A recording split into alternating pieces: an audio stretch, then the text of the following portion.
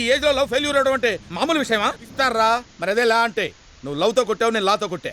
మీకు ఈ Brahmanandam comedy scene full హెచ్డీలో కనిపిస్తుందా లేక ఇలా 144pలో కనిపిస్తుందా?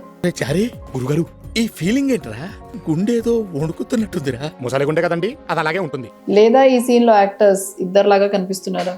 ఇలా అయితే చాలా మంది పవర్ పెరిగిందేమో, కళ్ళజోడు సైట్ మారిందేమో అని అనుకుంటారు. కానీ చాలా సార్లు అది కాకపోవచ్చు కూడా. మన కంటి ముందు ఈ నల్లగుడ్డు ఒక కార్నియా అంటారు. ఆ కార్నియా ఒక స్మూత్ గ్లాస్ డోమ్ లాగా పనిచేస్తుంది. కానీ కెరటోకోనస్ అనే కండిషన్ ఉన్న వాళ్ళల్లో ఆ కార్నియా నెమ్మదిగా కోన్ షేప్ లో ప్రొట్రూడ్ అవుతుంది. అందుకే విజన్ బ్లరింగ్ ఉండొచ్చు, గోస్ట్ ఇమేజెస్ లాగా డబుల్ విజన్ లాగా కనిపించచ్చు, అండ్ నైట్ టైం గ్లేర్స్ కూడా ఉండొచ్చు. అండ్ ఈ కండిషన్ లో కార్నియా అట్లా ప్రోగ్రెసివ్ గా ప్రొట్రూడ్ అయ్యేసరికి స్పెక్స్ పవర్ మళ్ళీ మారుతూ ఉండొచ్చు. దీంట్లో most important part is first of all diagnosis. ఎందుకంటే ఊరికే కార్నియా చూస్తే చాలా సార్లు ఎర్లీ కేసెస్ లో మనకి తెలియదు. కార్నియల్ టోపోగ్రఫీ స్కాన్ చేస్తేనే కార్నియా పలచబడింది, షేప్ మారింది, ప్రొట్రూడ్ అయింది అనేది మనం గమనించగలం. సో ప్రోగ్రెషన్ ఉందా లేదా అనేది మనం చూసేది over a period of time ఈ కార్నియాలో మార్పులు జరుగుతున్నాయా, ఇంకా పలచబడుతుందా, ఇంకా సాగుతుందా, ప్రొట్రూడ్ అవుతుందా అనేది మనం అబ్జర్వ్ చేయాలి. ప్రోగ్రెషన్ ఉంది అంటే కార్నియల్ కొలాజన్ క్రాస్ లింకింగ్ అనే ప్రొసీజర్ చేస్తాం. ఈ ప్రొసీజర్ లో విజన్ ఇంప్రూవ్మెంట్ కాదు కానీ కార్నియా స్ట్రెంగ్త్ పెంచి further progression of the disease అవ్వకుండా